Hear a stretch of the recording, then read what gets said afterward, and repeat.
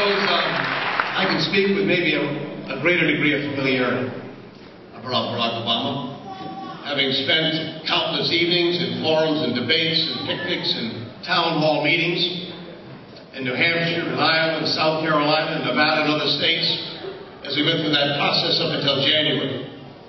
I sit on two major committees in the United States Senate, on which Barack Obama sits as well, the Education and Labor Committee, as well as on the Foreign Relations Committee. So over the last 3 or 4 years, I've gotten to know him very well as a member of the United States Senate. And I can say to you with absolute certainty here, today in Connecticut, that this is not an accident that Barack Obama ended up winning this Democratic nomination. He won this nomination because we deserve to win this nomination. You know it, America knows it, and on November 10th, the world will know it. We chose the right candidate to stand for our party and to represent our country. This is the person for our future. And at the Denver Convention, of course, for those of us who had the privilege of being here, what a remarkable 4 days it was to watch this party come together. And I'll tell you, it was an emotional moment that Monday evening. I wasn't prepared to get to Denver until early Tuesday morning. But on Sunday night, I got a call from a neighbor of mine up in Massachusetts by the name of Teddy Kennedy. And he said, I think I'm going to be in Denver on Monday night. Don't tell anybody. But I'd love it if you could make it. And I dropped everything. I had to beg, borrow, and steal a plane ticket. But I wouldn't have been any other place on Monday night but in that hall. To watch that great guy. It's a great speaker. And we're going to need him back. How about a standing ovation for Teddy Kennedy? My God, we love him.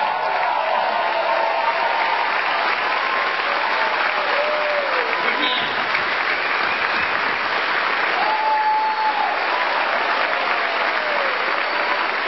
Great.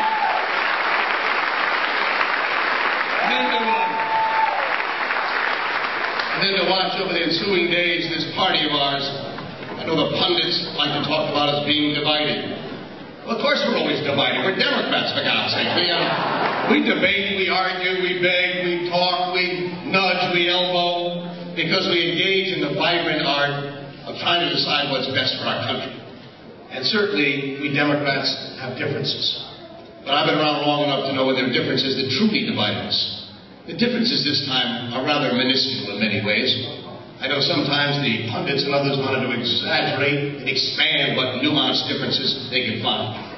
But at that convention, you heard Hillary Clinton, and let me tell you something. What a great American. She's going to have a lot to say about the future of our country. She's a great senator, and she's going to make a difference. And I'm proud of her.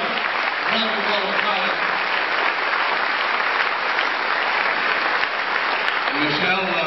Michelle Obama gave a great speech as well.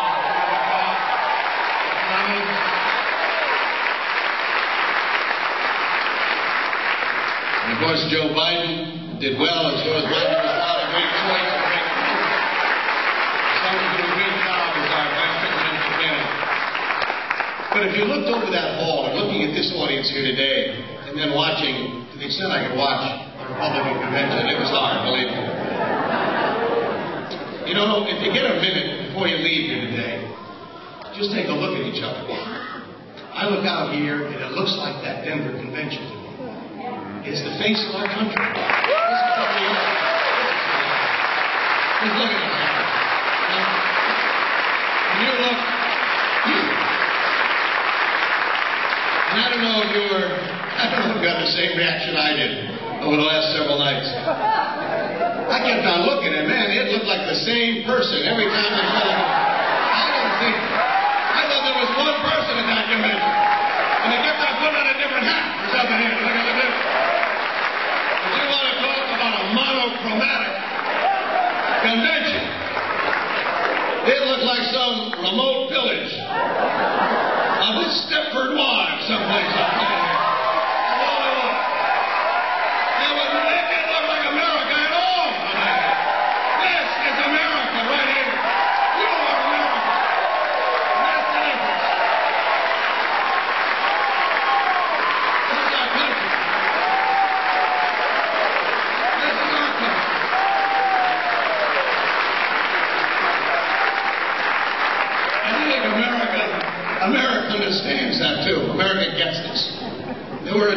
people.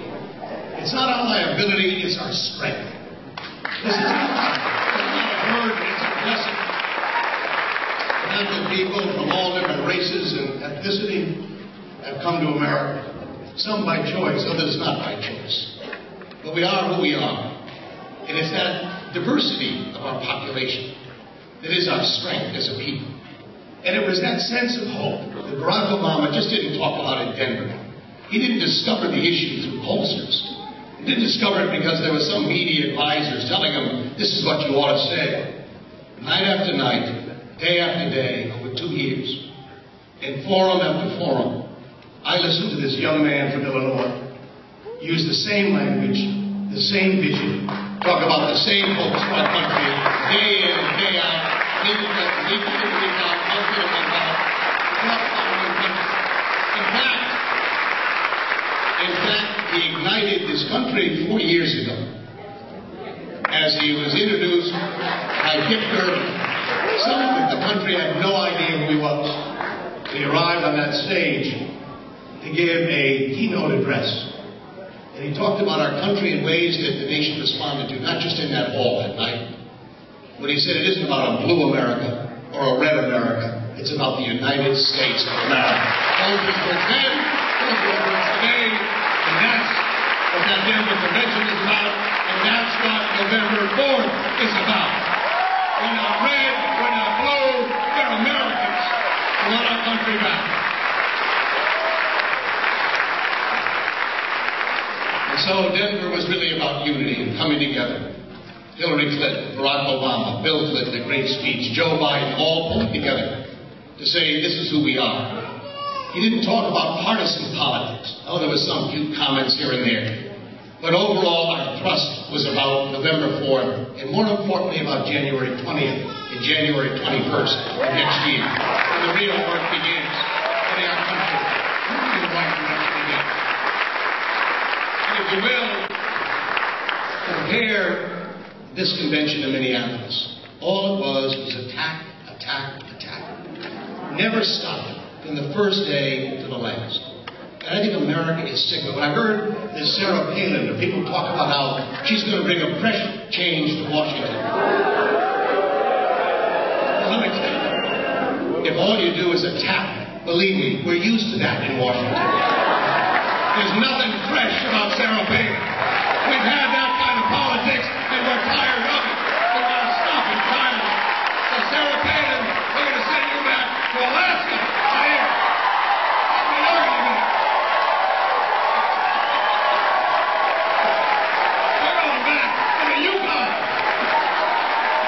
Not this Yukon.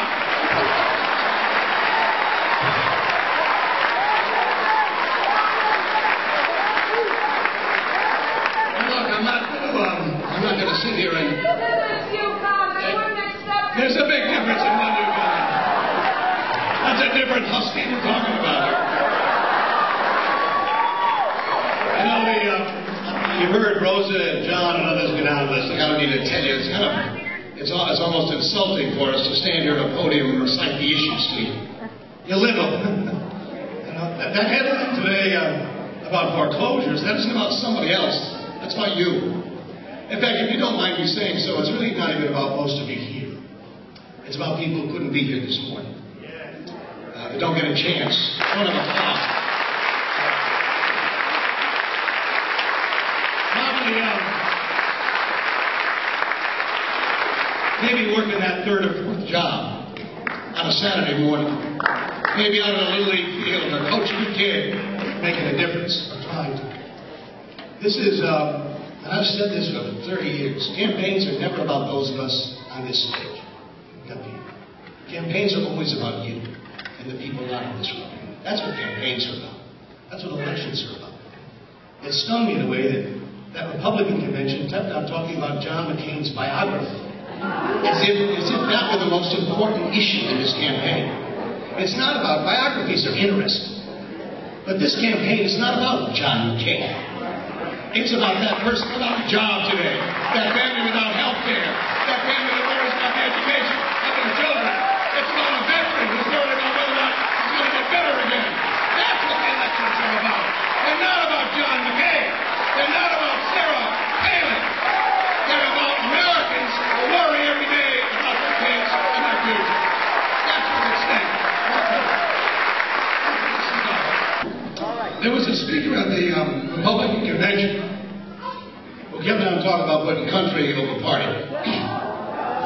Well, let me tell you something. I've sat and listened and have worked over the last 8 years, for a good part of it in the minority, in the United States Senate. When I heard those words about country over party, I wondered where those words were when we tried to get the S-chip program done for America's kids. Where was country over party?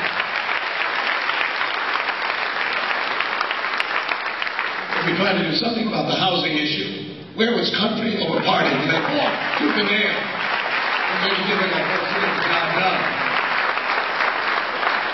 When we stood up and tried to have body armor for those troops serving in Iraq and Afghanistan, where was country over party? When our veterans coming home weren't getting help, where was country over party? When you spend $2 billion every week in Iraq, where is country over party in this country? When you step all over the Constitution of the United States, where is country over party?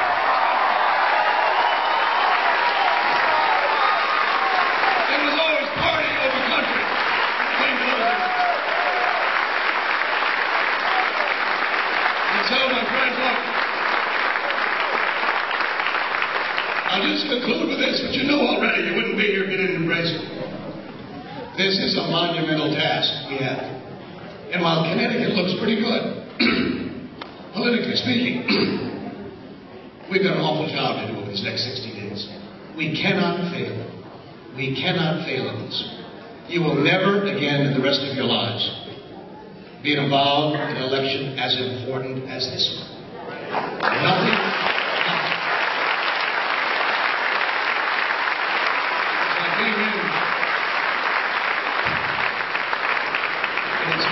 Not just about 4 years or 8 years. When I came in and heard Dick Blumenthal talking about the Supreme Court and the Constitution, that was decades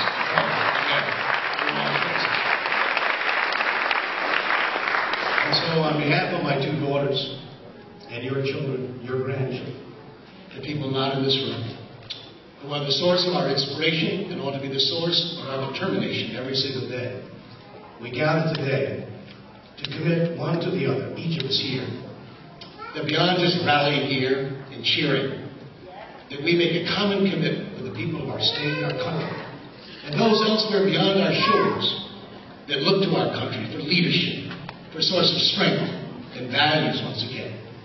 Having grown up in a family where the rule of law was lectured on a nightly basis in my household, and to watch what this crowd has done to it, our country deserves better. And you and I have a chance to make that difference. So,